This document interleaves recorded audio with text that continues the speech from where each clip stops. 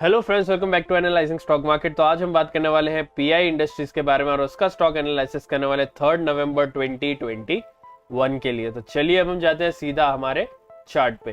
तो यहाँ पे ये चार्ट मैंने ओपन कर लिया है। ये चार्ट मैंने अपने जीरोधा के अकाउंट से ओपन किया। अगर आपके पास अभी तक अपना डीमैट अकाउंट नहीं है तो नीचे लिंक मैंने डिस्क्रिप्शन में जीरोधा की और अपस्टॉक्स की दे दी है। अगर आप चाहे तो हमारे लिंक के थ्रू जो है अपस्टॉक्स में अपना डीमैट अकाउंट जो है वो बिल्कुल ही फ्री में ओपन कर पाओगे और वहां से जो अपनी ट्रेडिंग जर्नी जो है वो स्टार्ट कर पाओगे।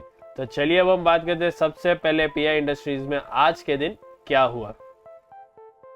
तो यहाँ पे जैसे कि आप देख सकते हैं आज के दिन पीआई इंडस्ट्रीज में 7.23% का यहाँ पे हमें नेगेटिव क्लोजिंग देखने मिला है और यहाँ पे क्लोजिंग जो हुई है वो हुई है 2781.90 पे। तो क्या आने वाले दिनों में ऐसा ही जो है डाउनसाइड रहने वाला है या फिर कोई अपसाइड मूवमेंट आने वाला है, उस बारे में हम बात करेंगे। साथ ही साथ यहाँ पे कल के लिए हमारा क्या सपोर्ट जोन और रेजिस्टेंस जोन जो स्टॉक में बनता है जरूर जो है यहाँ पे आपको मार्क करके बताएंगे और उसको किस तरह से जो है अपने ट्रेड में यूज करना है जरूर यहाँ पे समझाएंगे। बाकी यहाँ पे आज के क्लोजिंग के बेसिस पे हमें क्या लग रहा है कल स्टॉक में क्या होने वाला है जरूर जो है हमारा एक ओपिनियन देंगे और आने वाले दिनों का जो आपको एक छोटा सा हिंट भी यहाँ पे दे देंगे। तो चलिए अब हम जाते हैं हमारा सीधा वन डे के चार्ट पे।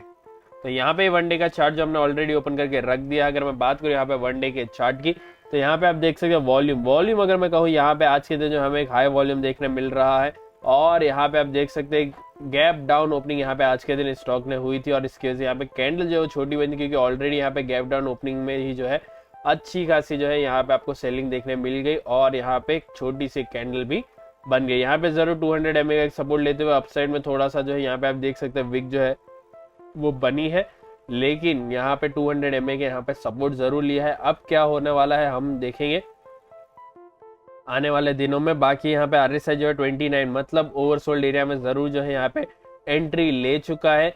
मतलब यहाँ पे जो अभी RSI जो हमें हमारा एक अपसाइड मोमेंट का जो यहाँ पे एक इशारा दे रहा है, लेकिन याद रखें RSI हो या फिर कोई और इंडिकेटर, हम जो है इंडिकेटर्स पे पूरा भरोसा नहीं कर सकते हैं। यहाँ पे बहुत सारे फैक्टर्स होते हैं जो किसी भी स्टॉक को जो मोमेंट देते हैं, हमें उससे जो है जरूर कंसीडर करना चाहिए। बाकी यहाँ पे अगर बात करें हम इस स्टॉक की आने वाले दिनों के लिए, आने वाले दिनों में यहाँ पे मुझे लग रहा है ये स्टॉक जो है फिलहाल भले ही नेगेटिव हो लेकिन यहाँ पे हमें जो है थोड़ी सी बाइंग जरूर देखने मिल सकती है। और यहाँ पे ये जो आप देख सकते हैं 20 MA या फिर 50 MA तक ये जो स्टॉक है वापस से आपको आते हुए देखने मिल सकता है या फिर उससे थोड़ा नीचे तक आपको आते हुए देखने मिल सकता है। अगर मैं रेंज को तो 3000 तक आपको ये स्टॉक जो है वापस आते हुए देखने जरूर मिल सकता है। तो थोड़ा सा स्टॉक में नजर बना कर क्योंकि अभी ओवरसोल्ड हो चुका है तो यहाँ पे जरूर जो है हमें थोड़ी सी बाइंग देखने जरूर मिलेगी। बाकी यहाँ पे बात करते हैं, अगर आपने जो हमारे चैनल को अभी तक सब्सक्राइब करके नहीं रखा है तो मैं कहूँगा अभी के अभी जो हमारे चैनल को सब्सक्राइब कर ले, साथ ही साथ जो है बेल आइकन को भी दबा दे क्योंकि हम जो है आप सभी के लिए एवरी डे 4 वीडियोस मतलब 4 स्टॉक से जो एनालाइज करके लाते हैं और यहाँ पे आपको जो चार्ट के बेसिस पे यहाँ पे आपको समझाने की कोशिश करते हैं कि किस तरह से जो है यहाँ पे हमें लग रहा है कि मोमेंट आ सकता है पूरा का पूरा चार्ट के बेसिस पे, ताकि जब भी आप कोई और भी स्टॉक देखो तो यहाँ पे जो हमेशा चार्ट को रीड कर पाओ बेसिक सा और वहां पे समझ पाओ कि किस तरह से जो हमें इशारा दे रहा है चार्ट। तो चलिए अब हम देखते हैं हमारे वन डे के चार्ट, हमारे 1 आवर के चार्ट में हमें क्या सपोर्ट जोन और रेजिस्टेंस जोन जो स्टॉक में देखने मिलते हैं और साथ ही साथ यहाँ पे जो है मैं आपको मार्क करके भी आप सभी के सामने बताऊंगा और उसको यूज भी किस तरह से करना है वो भी आपको समझाऊंगा। तो यहाँ पे फिलहाल जो है मैं सपोर्ट जोन और रेजिस्टेंस जोन दोनों को मार्किंग यहाँ पे कर देता हूँ। फिलहाल यहाँ पे जो है बीच में जो हमें डेटा दिखने मिल नहीं रहा है तो यहाँ पे थोड़ा सा मैं जूम आउट कर लेता हूँ जहाँ पे हमें डेटा जो है अच्छी तरह से देखने मिले। तो यहाँ पे जो है डेटा आप देख सकते हैं, यहाँ पे अच्छी तरह से जो पुराना डेटा हमें यूज़ करना होता है तो यहाँ पे पुराना डेटा को मैं यूज़ करते हुए यहाँ पे अपना जो है सपोर्ट जोन और रेजिस्टेंस जोन को जो है मार्क करता हूँ। यहाँ पे आप जो है सेम टू सेम मार्किंग कर ले। अगर आप चाहे तो हमारे इस वीडियो को पॉज करते हुए भी जो है यहाँ पे मार्किंग कर सकते हो। यहाँ पे हमारा ऑलमोस्ट जो है मार्किंग्स हो चुके हैं। तो चलिए अब हम बात करते हैं यहाँ पे क्या सपोर्ट जोन और क्या रेजिस्टेंस जोन जो है इस स्टॉक में बनते हैं। तो यहाँ पे सबसे पहले हम बात करते हैं इसके क्लोजिंग की। क्लोजिंग यहाँ पे आप देख सकते हैं क्लोजिंग 2782 के आसपास जो क्लोजिंग हुई है। डायरेक्ट सपोर्ट यहाँ पे आप देख सकते हैं 2779 का यहाँ पे एक डायरेक्ट सपोर्ट आता है और डायरेक्ट रेजिस्टेंस जोन जो आता है वो आता है 2824 का। तो यहाँ पे जो है डायरेक्ट सपोर्ट से डायरेक्ट रेजिस्टेंस का जो एरिया होता है वो होता है नो ट्रेडिंग एरिया। इसका मतलब अगर ये स्टॉक जो है इस बीच में आपको घूमते हुए देखने मिले तो यहाँ पे आपको बिल्कुल भी ट्रेड नहीं करना है, ना ही आपको एंट्री लेनी है, ना ही आपको एग्जिट करना है। यहाँ पे आपको जो दोनों में से किसी भी एक साइड में जो क्रॉस करने का वेट करना है। फिर क्या करना है मैं आपको है ना जो है एकदम ध्यान से आप सुने क्योंकि ये बहुत ही इंपॉर्टेंट होने वाला है। यहाँ पे मैं आपको समझा रहा हूँ किस तरह से जो है यहाँ पे आपको सपोर्ट जोन रेजिस्टेंस का यूज करते हुए अपना टारगेट और स्टॉप लॉस जो है दोनों ही मेंटेन करके चलना है। तो यहाँ पे जैसे समझ लीजिए ये स्टॉक जो है नीचे जा रहा है, तो जैसे इस स्टॉक ने अपना डायरेक्ट सपोर्ट को तोड़ा जो है यहाँ पे 2779 का, यहाँ पे जैसे स्टॉक ने 2779 का यहाँ पे सपोर्ट तोड़ा, यहाँ पे जो है आपको एंट्री लेनी है। कब यहाँ पे आपको एंट्री लेना है, आप ध्यान से सुने। जैसे यहाँ पे आप जो है क्रॉस करते हुए जाइए स्टॉक, आपको 5 मिनट या फिर 15 मिनट के चार्ट में जो आपको 3 रेड कैंडल का यहाँ पे वेट करना है। जैसे यहाँ पे 3 रेड कैंडल आपको जो देखने मिले, यहाँ पे चौथी कैंडल पे आपको जो है यहाँ पे एंट्री लेनी है। और फिर हमारा जो अगला सपोर्ट आता है जो है यहाँ पे 2739 का, उससे यहाँ पे जो है आपको 12 पॉइंट ऊपर, 12 पॉइंट यहाँ पे मतलब यहाँ पे 2751 का यहाँ पे जो है आपको अपना जो है टारगेट लगा देना है। ये डिफरेंस जो क्यों रखना है मैं थोड़े टाइम में समझा दूंगा, लेकिन यहाँ पे आपको जो डिफरेंस के साथ ही काम करना है। बाकी यहाँ पे अगर आपको लग रहा है और ये स्टॉक जो नीचे जा सकता है तो 2739 से आप जो है और नीचे जाने का वेट कर सकते हो, लेकिन वापस से आपको जो है दोबारा यहाँ पे 3 रेड कैंडल और यहाँ पे जो है चौथी जो है हमें 3 रेड कैंडल देखते हो। अगला जो हमारा सपोर्ट बनता है जो यहाँ पे एक साइकोलॉजिकल नंबर है 2700 का, मैं इसको मार्क कर देता हूँ। यहाँ पे 2700 को जो है यहाँ पे आप जो है एज ए सपोर्ट को लेते हुए 12 पॉइंट ऊपर मतलब यहाँ पे 2712 का जो है अपना यहाँ पे टारगेट लगा सकते हो। यहाँ पे जो है उसके बाद बात करता हूँ अपसाइड की। अपसाइड से ये हमारा डायरेक्ट रेजिस्टेंस जोन है।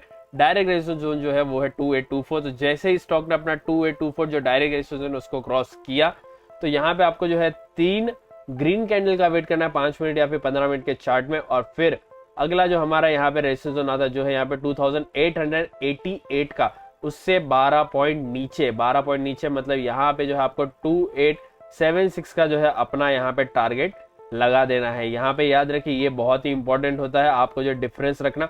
यहाँ पे मैं समझा देता हूँ डिफरेंस यहाँ पे क्यों रखना है। डिफरेंस यहाँ पे इसलिए रखना है क्योंकि क्या होता है, बहुत सारे जो हमारे ट्रेडर्स होते हैं वो एक बाइंग पॉइंट और एक सेलिंग पॉइंट जो है ऑलरेडी यहाँ पे प्लेस करके रखते हैं, और वो क्या कहते हैं उनका ऑर्डर जो तुरंत ही एग्जीक्यूट हो जाए, उसकी वजह से वो हमेशा उनका जो प्राइस होता है वो एक डिफरेंस के साथ रखते हैं रेजिस्टेंस जोन और सपोर्ट जोन से, ताकि उनका ऑर्डर जो है वो तुरंत ही एग्जीक्यूट हो जाए। तो आप भी क्या कर सकते हैं, आप भी जो है स्मार्ट तरीके से खेलते हुए अपना जो टारगेट जो है उसको जो है एक डिफरेंस के साथ रखे, सपोर्ट जोन या फिर रेजिस्टेंस जोन किसी भी साइड में आपको जो डिफरेंस रखना है। डिफरेंस आपको किस तरह से डिसाइड करना है वो थोड़े टाइम में बता देता हूँ, लेकिन यहाँ पे डिफरेंस के जो 2 फायदे हैं। पहला तो यहाँ पे अगर आप डिफरेंस रखोगे आपका जो है इजीली अचीव हो जाएगा अपना टारगेट।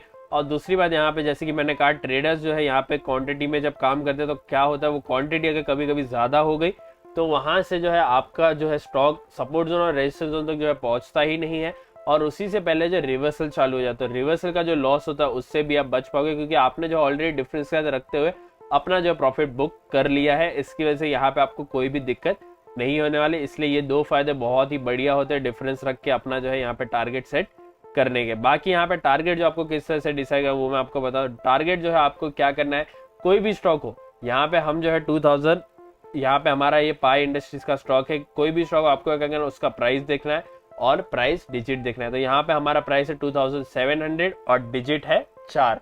तो यहाँ पे 1 से 2 मिनट में आपको जो है मैं कहूँगा 12 से 20 पॉइंट का जो है इजीली फ्लक्चुएशन जो है देखने मिल जाता है।